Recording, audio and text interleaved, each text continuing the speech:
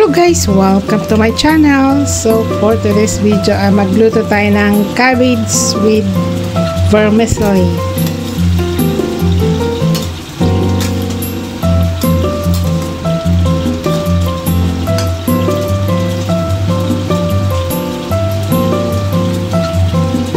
So itong ating mga seasonings, sugar, oyster sauce, light soy sauce, dark soy sauce,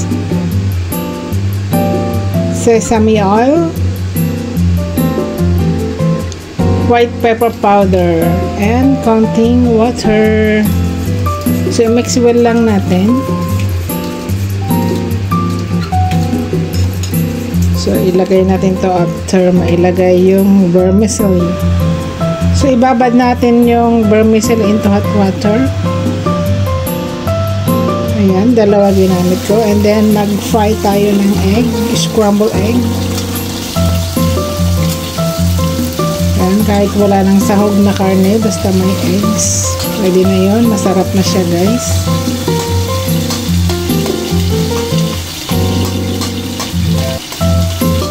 So, putol-putulin lang natin.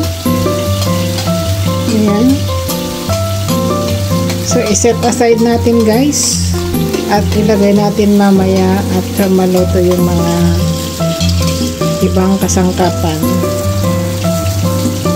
So ayan, mag-i-fry na natin yung ating garlic.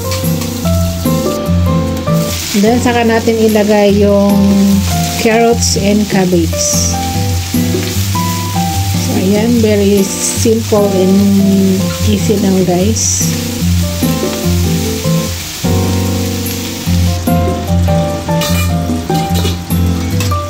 Ayan, medyo half cook na siya. So, ilagay na natin yung ating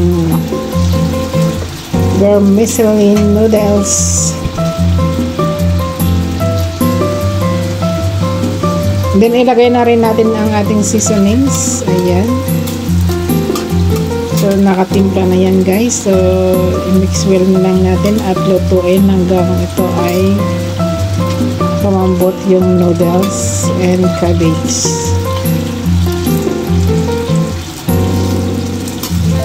Add natin ng white pepper powder.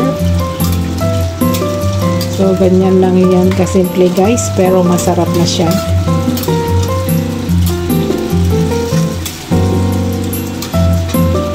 So antayin nating ma-reduce yung sauce.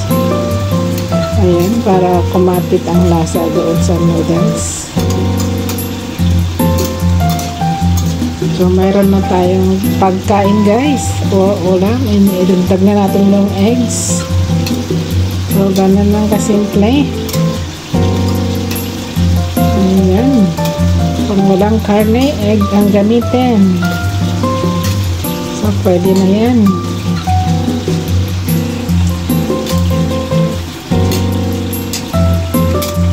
Ayun, pwede na, guys.